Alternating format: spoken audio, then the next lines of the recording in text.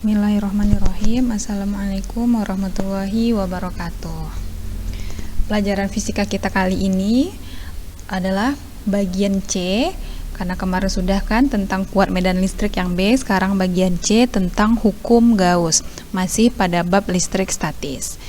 Tentang hukum Gauss, saya akan jelaskan. Hukum Gauss dapat digunakan untuk menghitung kuat medan listrik pada berbagai konfigurasi benda sederhana.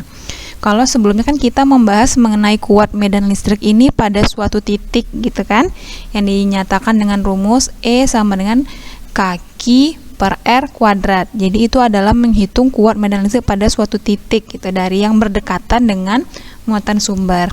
Nah, kali ini kita akan menggunakan hukum Gauss untuk bisa menghitung kuat medan listrik pada berbagai konfigurasi benda sederhana.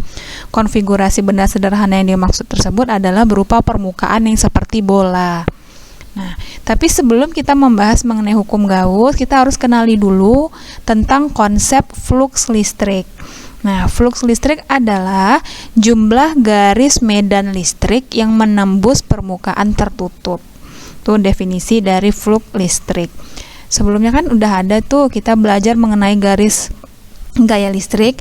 Kan yang masih ingat tuh arah garis medan listrik itu kan keluar dari muatan positif dan masuk ke muatan negatif. Jadi seperti itu kan konsep dari garis medan listrik. Nah, misalnya garis medan listrik tersebut dia masuk atau menembus suatu permukaan tertutup. Nah, seberapa banyak garis medan listrik yang menembus tersebut?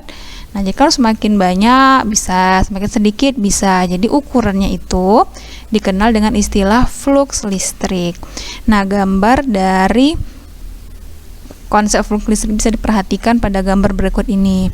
Ini kan permukaannya berupa peta kayak gini kan. Ini dia yang hitam yang berupa tanda panah, itu yang menembus bidangnya. Nah, kalau diperhatikan garis medan listriknya itu terhadap garis normal bidang. Jadi kalau yang dimaksud dengan garis normal itu adalah garis yang tegak lurus dari bidang. Bidangnya kan yang ini yang biru. Nah, sementara garis medan listrik yang menembusnya agak miring atau membentuk sudut gitu ya, bisa seperti itu. Bisa juga kok nanti kalau garisnya lurus aja pada garis normal ini bisa juga kayak gitu ya. Jadi bisa membentuk sudut juga. Itu untuk garis medan listriknya. Kalau gambar yang kedua ini dia semakin banyak nih garis yang menembus, ini tegak lurus kan, berarti tegak lurus dia kasih sejajar sama garis normal bidangnya. Kalau ini juga sejajar gitu kan sama bidangnya. Kalau ini baru perpaduan keduanya, ada yang membentuk sudut, ini ada tetanya kelihatan kan, ada yang sejajar. Jadi itulah definisi dari flux listrik. Seberapa banyak jumlah garis medan listrik yang memasuki atau menembus suatu bidang tertutup.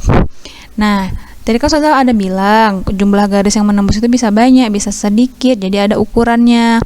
Nah, ukurannya itu dinyatakan dengan suatu besaran. Besarannya dinamakan dengan flux listrik yang dihitung dengan rumus. Ini ya simbol dari flux listrik seperti huruf O tapi pakai garis di tengahnya. Bacanya C. Atau kita juga mau bilang flux listrik juga boleh. Ini dia ya. Yang besarnya E kali A kali cos theta. Yang mana E ini merupakan kuat medan listrik yang udah kita pelajari sebelumnya.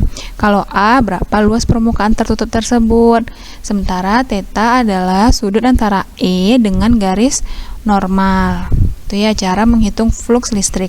Sementara satuan dari flux listrik tersebut adalah Newton per meter kuadrat Coulomb, atau biasanya lebih dikenal dengan Weber atau disingkat dengan WB. Nah, itu ya mengenai konsep dari flux listrik. Kembali kita lagi ke hukum Gauss. Nah, hukum Gauss itu dia menyatakan bahwa jumlah garis medan listrik yang menembus suatu permukaan tertutup sebanding dengan jumlah muatan listrik yang dilingkupi oleh permukaan tertutup tersebut. Nah, jadi kan ini kan artinya flux listrik nih kan. Flux listrik itu kan jumlah garis medan listrik yang menembus suatu permukaan tertutup. Ini kan definisi. Nah, tapi ditambahin sama Gauss. Kalau kata Gauss, jumlah garis medan listrik yang menembus suatu permukaan tertutup tadi itu sebanding dengan jumlah muatan. Ya, jumlah muatan yang dilingkupi oleh permukaan tertutup itu. Sehingga persamaan dari flux listrik yang ini disempurnakan lagi sama Gauss yang menjadi flux sama dengan E kali A kali cos theta. Ini yang tadi kan yang definisi flux listrik nih ya. Sebanding maka sama dengan jumlah muatan. Maka di sini timbullah Q. Nah, sementara huruf yang ini, simbol yang ini kayak huruf E sama 0 itu bacanya epsilon 0. Ya. Ini dia bunyi atau ya bunyi hukum Gauss jika dituliskan secara matematisnya. Keterangannya kalau Q yang tadi ya sesuai bunyinya, muatan yang dilingkupi oleh permukaan tertutup itu, sementara epsilon 0 itu artinya adalah permitivitas udara atau vakum. Permitivitas udara atau vakum ini sama juga artinya seperti inilah. Seberapa kuat sih udara itu mampu melewatkan kuat medan listriknya, kayak gitu kan. Media. Kalau di sini kita bicara medianya berupa udara. Jadi permitivitas itu dia besarnya beda-beda, tapi kalau di udara dia selalu seperti ini, 8,85 kali 10 pangkat min 12. Ada juga misalnya medianya di air atau bagaimana gitu ya, tapi yang dibahas di sini adalah permitivitas udara. Ingat ini ya, 8,85 kali 10 pangkat min 12 itu adalah besar dari epsilon 0. Nah, jadi kembali ke definisi yang tadi kan. Nih, yang di awal hukum Gauss dapat digunakan untuk menghitung kuat medan listrik. Nah, sekarang setelah mengetahui apa itu flux listrik sama sudah tahu bunyi hukum Gauss, kita masuk ke bagian intinya. Jadi inti di sini tentang hukum Gauss adalah tentang menghitung kuat medan listrik. Gitu ya, tapi pada konfigurasi benda sederhana. Sederhana yang bagaimana tadi? Adalah permukaan bola. Nah, kita masuk yang pertama di bagian intinya. 1. Kuat medan listrik pada bola berongga yang bermuatan. Jadi kalau bola berongga itu seperti bola ini, kayak bola basket pun, bola kaki, itu kan di dalamnya kosong kan, cuman kulitnya aja. Itulah bentuk dari bola berongga, kayak seperti itu ya. Dan tapi di sini bola berongganya bermuatan, berarti di permukaannya itu dia ada muatan listrik, berarti dia konduktor, tuh kan, entah dari logam, apalah jenis logamnya. Di situ ada muatan listriknya. Makanya dinamakan di sini bola berongga bermuatan. Nah, yang konsepnya kalau kita bicara mengenai bola berongga bermuatan, nah muatan listriknya itu hanya terdapat di permukaan. Ini udah saya kasih bold juga ya biar penekanannya. Ingat bahwa muatan listrik pada bola berongga itu terdapat di bagian permukaan bola aja. Ini dapat dilihat dari gambar kan, ada sebuah bola lingkaran dia kan. Ini titik pusat bolanya di Q ya kan, di Q. Nah, di permukaannya aja terdapat muatan nih, tanda plus gini kan, berarti muatannya positif. Inilah gambar yang bisa mempresentasikan untuk bola berongga. Ya, yang pembahasannya lagi untuk bola berongga ini ada 3. Yang pertama, kuat medan listrik yang berada di dalam bola. Nah, kuat medan listrik yang berada di dalam bola atau R kecil dari R besar. Nah, R kecil itu kecil dari R besar. Maksudnya di sini R kecil ini adalah titik yang berada di dalam bola.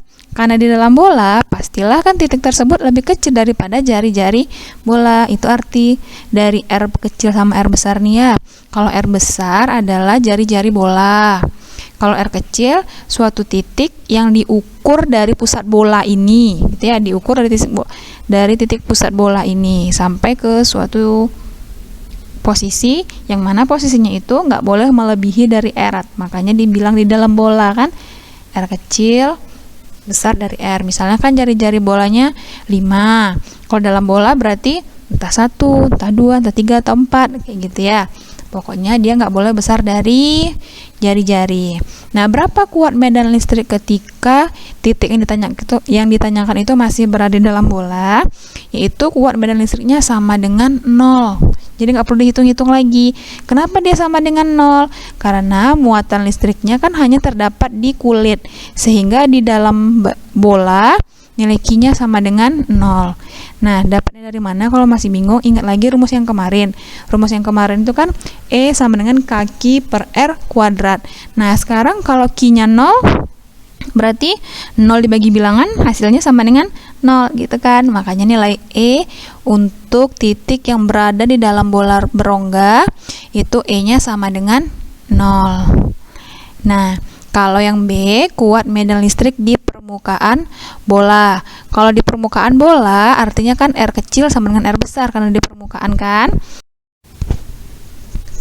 Yang B, kuat medan listrik di permukaan bola. Kalau dia ditanyakan di permukaan bola, artinya jarak titiknya sama dengan jari-jari bola kan? Makanya di sini tertulis R kecil sama dengan R besar. Nah, seperti di gambar itu adalah titik yang R. Misalnya ditanyakan berapa besar kuat medan listrik di titik R. Nah, kalau kita lihat gambar, R ini kan sama kan dengan jari-jari bola. Makanya bisa ditulis kayak gini, R sama dengan R besar. Nah, berapa kuat medan listrik di permukaan bola? Rumusnya sama kayak biasa, yaitu E sama dengan kaki per R kuadrat. Yang mana K kan konstanta yang 9 kali 10 pangkat 9 tuh. Q berapa sih besar muatan bola tersebut, dan R adalah jari-jari bola. Ya, semuanya harus dalam satuan internasional. Yang C, kuat medan listrik di luar bola. Artinya titik yang ditanyakan itu besar dari jari-jarinya. Makanya penulisan di sini R besar dari R besar. Kalau digambar itu pada titik T. Kita lihat ya, ini T kan. Berarti titik yang berada di luar permukaan bola. Cara ngitungnya adalah E sama dengan kaki per R kuadrat.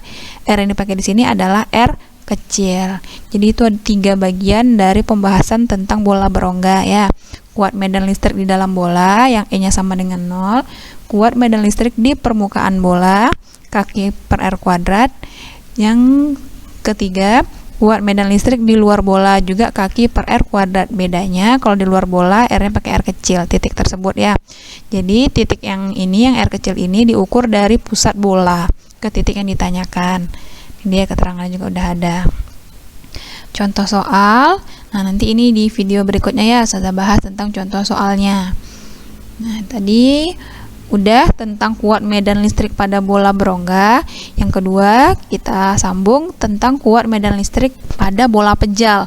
Bolanya padat, seperti apa tuh bola padat? Bola golf ya, kan padat tuh kan. Nah itu yang dimaksud dengan bola padat atau bola pejal, dan juga dia bermuatan pastinya ya, dia bermuatan. Nah kalau yang tadi kan bola berongga di permukaan aja ada muatannya kan. Kalau pada bola pejal itu muatannya terdistribusi merata di seluruh volume bola. Artinya di setiap bagian dari bola itu ada muatannya sampai ke dalam-dalam, bukan hanya di permukaan aja, sampai ke dalam-dalam kayak gambar ini ya. Nah, pembahasan juga masih sama.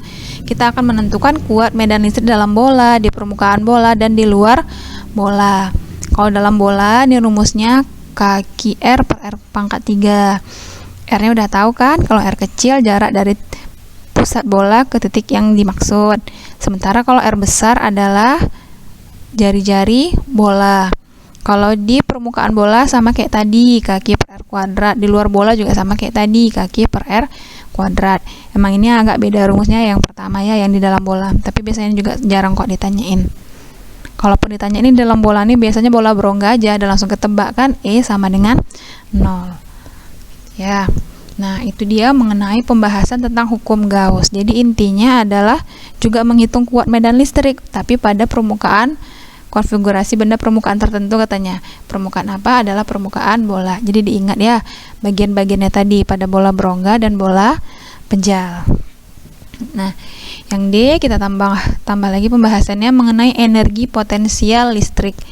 Nah, energi potensial yang familiar sama kita kan EP sama dengan M kali G kali H. Nah, itu kan energi potensial gravitasi. Nah, ternyata listrik juga punya energi potensial. Itulah yang nanti dikenal juga sebagai energi listrik. Kita baca keterangannya dulu ya. Jika sebuah muatan uji Q kecil ditempatkan pada medan listrik dari muatan sumber Q besar, maka muatan uji tersebut mempunyai energi potensial yang dapat ditentukan dengan persamaan berikut ini.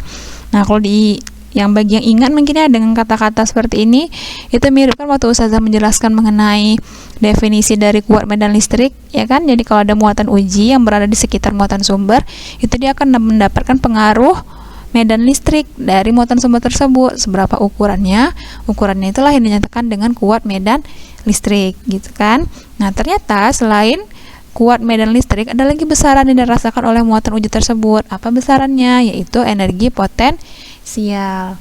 Nah, energi potensial dapat dihitung dengan rumus EP sama dengan Q kali V. Yang mana Q ini kan besar muatan uji tersebut. V adalah potensial listrik. Atau bisa juga dihitung dengan rumus EP sama dengan K Q per R. Ya, K Q per R. Keterangannya, EP adalah energi potensial, selalu joule yang namanya energi. Q muatan uji, berapa coulomb dia. V adalah potensial listrik, satuannya volt. Gitu ya. Nah, usaha atau W, kan simbol usaha W kan, untuk memindahkan suatu muatan uji yang berada dalam medan listrik yang dihasilkan oleh muatan sumber Q dari titik A ke titik B itu sama dengan perubahan energi potensial. Paham maksudnya? Nah, jadi kan ada muatan uji nih, Q kecil, dia berada di dekat muatan sumber atau Q besar. Nah, muatan uji ini kan merasakan energi potensial kan? Nah, misalnya posisi pertama dia di A, berarti di A tersebut adalah energi potensial dia kan. Kemudian si muatan uji ini digeser, misalnya gitu kan, bisa mendekati atau menjauhi dari sumber, sehingga sekarang posisinya ada di B. Nah, tentu sekarang di B udah berubah lagi kan energi potensialnya. Berapa sih perbedaan antara energi potensial dari A ke B? Nah, perbedaan energi potensial dari A ke B disebut dengan perubahan energi potensial atau delta EP yang besarnya sama dengan W.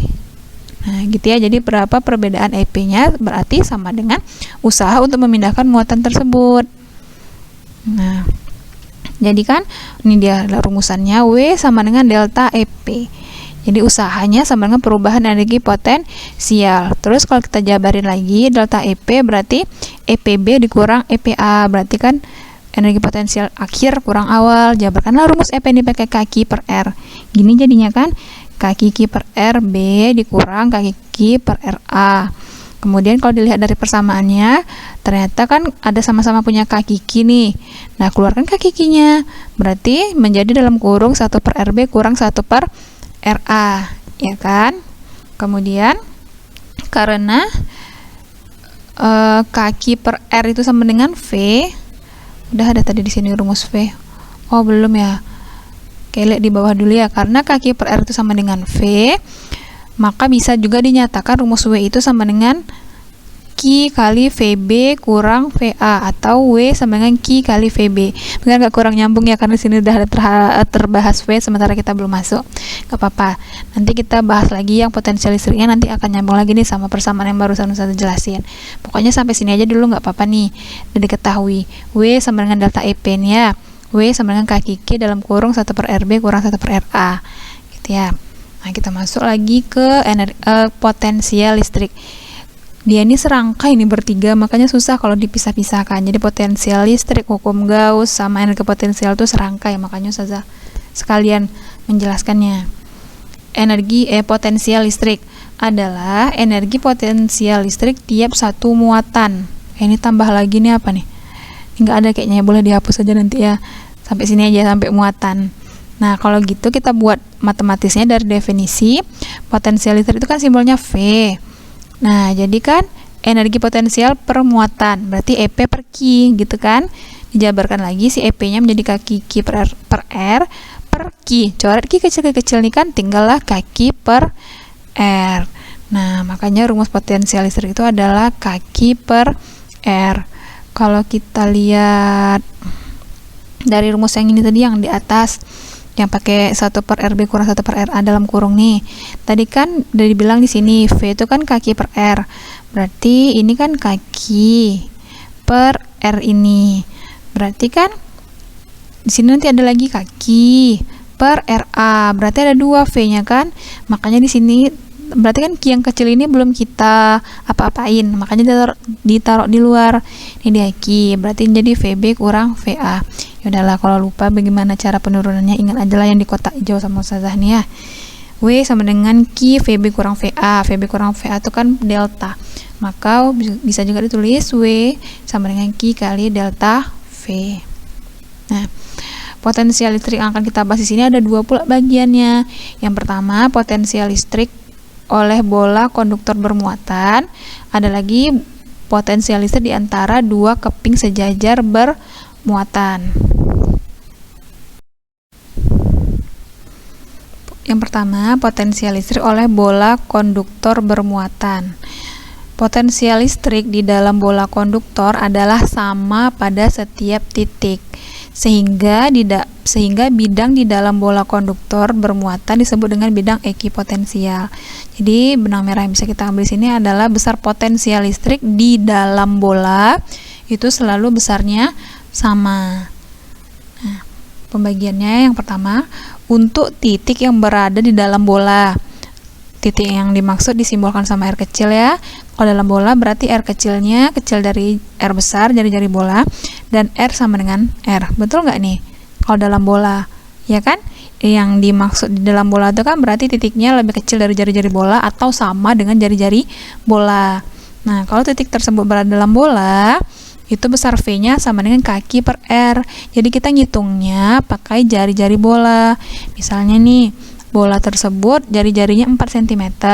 Yang ditanyakan berapakah besar potensial listrik pada jarak 2 cm dari pusat bola. Nah, ternyata kan 2 itu masih di dalam bola kan, maksudnya 2 itu kecil dari jari-jari bola kan, 2 kecil dari 4. Nah, kalau mau menghitung berapa besar potensial listriknya, kan kita pakai rumus ini nih, kaki per R. Tapi R yang kita masukkan itu bukan yang 2 tadi, tapi harusnya 4. Nah, jadi selama dia masih berada di dalam permukaan bola, maka cara menghitungnya pakai jari-jari bola potensial listriknya ya. Jadi kalau titik ini ditanyakan itu misalnya berapa besar potensial listrik pada jarak 1 cm dari pusat bola, 2 cm, 3 cm. Nah, itu besarnya sama aja gitu ya. Karena kan tadi saya contohin kan R-nya 4 cm kan. Berarti mau titiknya 1 cm, 2 cm atau 3 cm atau 4 cm dari pusat bola, besar potensial listriknya akan selalu sama aja. Nah, tapi beda kalau titik ini ditanyakan berada di luar bola. Nah, rumusnya V sama dengan kaki per R. R yang kita pakai adalah R ini jarak titik tersebut ke pusat bola. Nah, jadi jangan keliru, R ini adalah dihitung dari titik tersebut ke pusat ya, pusat acuannya. Kalau untuk keping sejajar, V sama dengan E kali D. E adalah kuat medan listrik ya, Newton per Coulomb, sementara D adalah jarak antara kedua keping. Nah, jadi itulah pembahasan atau materi yang akan kita pelajari pada pertemuan kali ini. Mengenai contoh soalnya akan saya bahas pada video yang berikutnya. Jadi rumusnya mirip-mirip aja kan kalau dilihat. Kalau kita ingat lagi ya dari awal, kalau gaya Coulomb F sama dengan kaki Q per R kuadrat. Kalau E yang kuat medan listrik, E sama dengan kaki per R kuadrat, ya kan? Kemudian energi potensial listrik kaki per R. Kalau energi tadi apa? Kaki Q per R. Ya, jadi dia mirip-mirip. Tapi jangan sampai tertukar walaupun dia mirip ya. Ini dia mengenai potensial listrik. Apalagi tadi? Energi potensial listrik sama hukum Gauss. Nah, biasanya nih yang lebih menonjol di antara bagian-bagian ini adalah mengenai nih potensial listrik sama tadi kuat medan listrik hukum Gauss pada masing-masing bolanya, bisa berongga ataupun dia pejal gitu. Ya, demikian dulu pembahasan dari Ustazah. Mudah-mudahan nanti melalui video penjelasan tentang contoh soalnya akan lebih paham lagi sama materi ini. Jadi untuk pertemuan kali ini Ustazah cukupkan sampai di sini. Mudah-mudahan tholibat semua bisa memahami pelajaran fisika dengan baik. Assalamualaikum warahmatullahi wabarakatuh. Contoh soal yang pertama, sebuah bola konduktor berongga mempunyai jari-jari 15 cm dan muatannya 30 mikrokulom dengan distribusi muatan yang merata di permukaannya. Yang ditanyakan yang pertama adalah rapat muatan di permukaan bola. Ya, rapat muatan. Diketahui R besarnya 15 cm dan Q-nya 30 mikrokulom gitu kan. Kalau ditanyakan itu rapat muatan, nah rapat muatannya sama artinya dia menanyakan tentang flux listrik. Berarti kita harus menghitung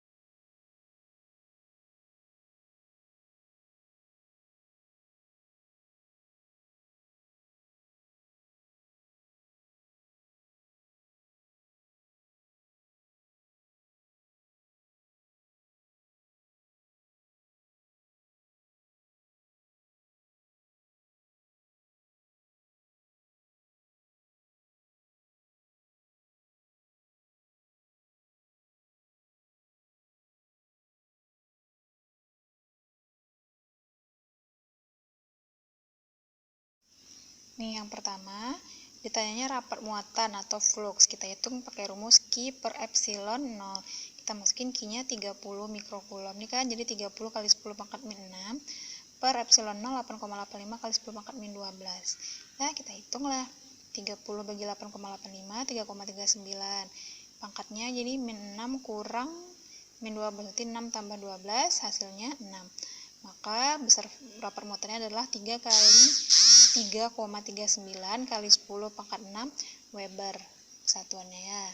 Terus yang B pertanyaannya adalah kuat medan listrik yang berjarak 5 cm dari pusat bola. Nah, ceritanya kan bola berongga nih. Nah, R-nya 5 cm, R besarnya 15 cm. Berarti ini kasusnya gimana? Yaitu di dalam bola, ya kan? Yang ini yang R kecil dari R. Berapa nilainya kalau dalam bola? Untuk bola berongga, kalau dalam bola nilainya sama dengan 0. Udah selesai yang B. Yang C kuat medan listrik di permukaan bola. Kalau gitu R sama dengan R besar, gitu kan, di permukaan bola. Rumus E untuk di permukaan bola kan ini nih, kaki per R kuadrat. Kita masukin lagi angkanya. K-nya 9 kali 10 pangkat 9. Q-nya muatannya ini tadi ya, 30 mikrokulom. R-nya kalau di permukaan bola pakai R besar, yaitu jari-jari bola yang 15 cm. Ubah ke meter kan, 15 kali 10 pangkat min 2, karena dia kuadrat 2 kali saja nulisnya. Kita sederhanakan yang mana? Bagi 15, 1, bagi 15, 2. Bagi 3, 3, bagi 3, 5. Udah? Berarti 3 kali 2, 6. 6 bagi 5. 6 bagi 5 berapa? 1,2. 10 pangkat 9 kurang 6, 3. 3 tambah 4 jadinya ini kan. 3 tambah 4, 7. Berarti 1,2 kali 10 pangkat 7 Newton per Coulomb.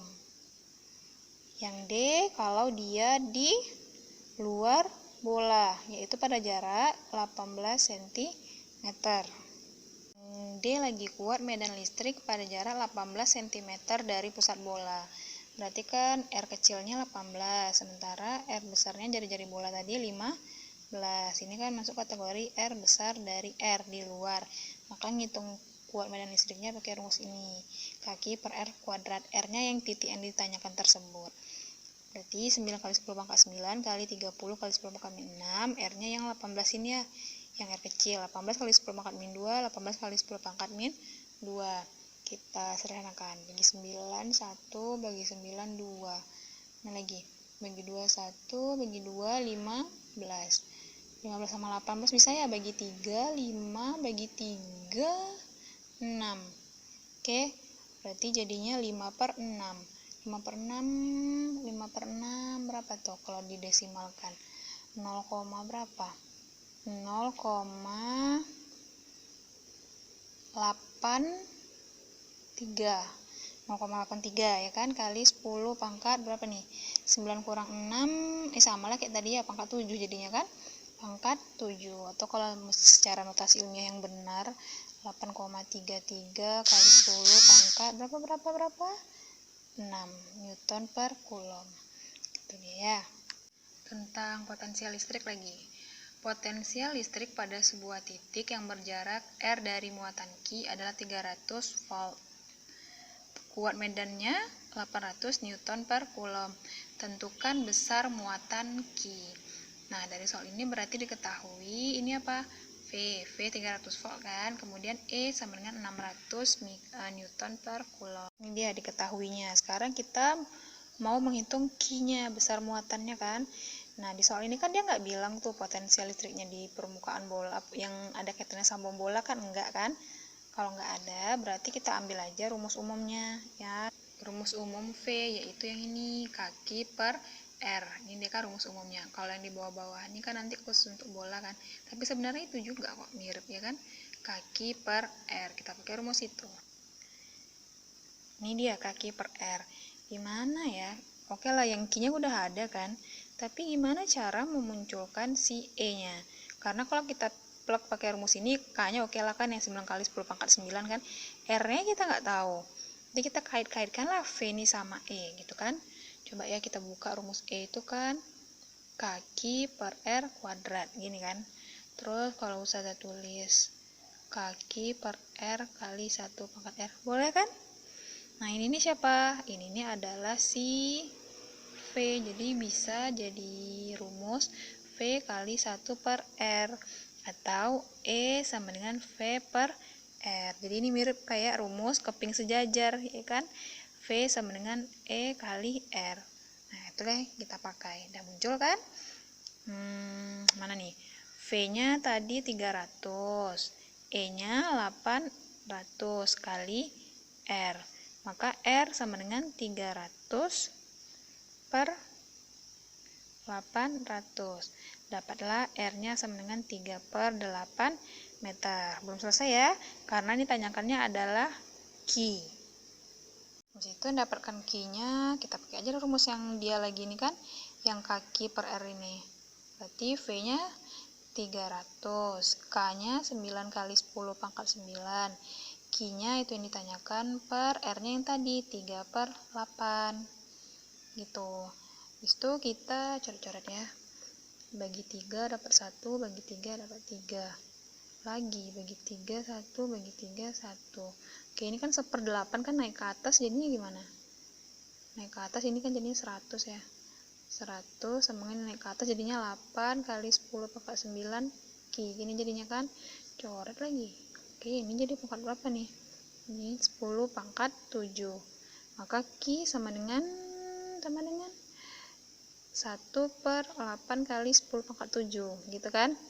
1 per 8, 10 pangkat min 7 kulom, atau 1 per 8 kali 10 pangkat min 1 mikro kulom. 1 per 8 itu 0,125 ya, 10 min 1 mikro kulom. Berarti kalau min 1 lagi 0,0125 mikro kulom. Saya koreksi betul nggak tuh? Hitung-hitungan saja.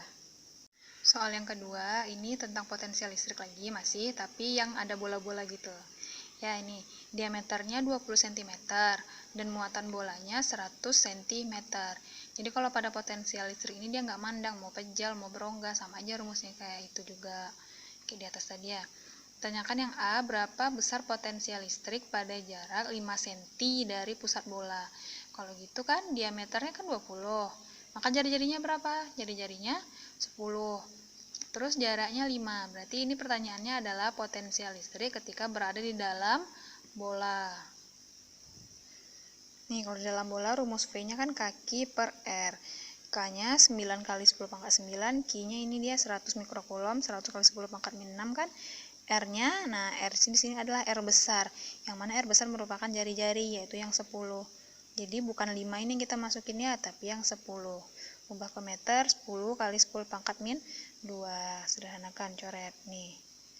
Dah, 90, 10 pangkat berapa nih? 9 kurang 6, 3. 3 tambah 2, 5. Atau 9 kali 10 pangkat 6, satuan potensial volt. Gitu. Yang B ditanyakannya berapa besar potensial listrik pada jarak 10 cm dari permukaan bola. Kalau begitu, soal ini kan konsepnya kondisinya adalah ketika ditanyakan titik yang berada di luar permukaan bola. Kalau di luar permukaan bola, maka V sama dengan kaki per R kuadrat. Ya, ini K sama V-nya udah saya tuliskan. R-nya lagi. Nah, R ini kan artinya adalah jarak titik dari pusat bola. Ya, ini nih R-nya jarak titik dari pusat. Sementara soal ini kan dibilangnya 10 tuh dari permukaan. Jadi bukan 10 kita masukin di sini. Karena kan acuannya dari pusat. Nah, gimana tuh? Misalnya ini kan bola. Nah, disinilah dia 10 tuh. Yang ini baru. Sementara dia minta kan R di sini dari pusat bola. Kalau gitu kita mesti tambahin lagi jari-jari. Tadi jari-jarinya berapa? 10 cm. Maka dari sini sampai titik yang ditanyakan jarinya menjadi 20. 20 dan kita tulis sini 20 kali 10. Dia nggak pakai kuadrat ya. Afwan, keliru saja. Berarti ini aja lagi kan 20 kali 10 pangkat min 2. Mari kita sederhanakan. Coret 0 nih, 0. Ini 2. Oh iya, ini sekalian tadi ya 5. Maka hasilnya 45 kali 10 pangkat berapa nih? 9 kurang 6, 3. 3 tambah 2, 5. atau 4,5 10 pangkat 6 volt. Nah, gitulah cara menghitung potensial listrik. Mudah-mudahan contoh soal ini dapat membantu Antuna dalam memahami pelajaran ini dengan lebih baik lagi, dan latihannya dapat dikerjakan dengan sungguh-sungguh dan dipahami dengan baik. Sekian dulu dari Ustazah. Assalamualaikum.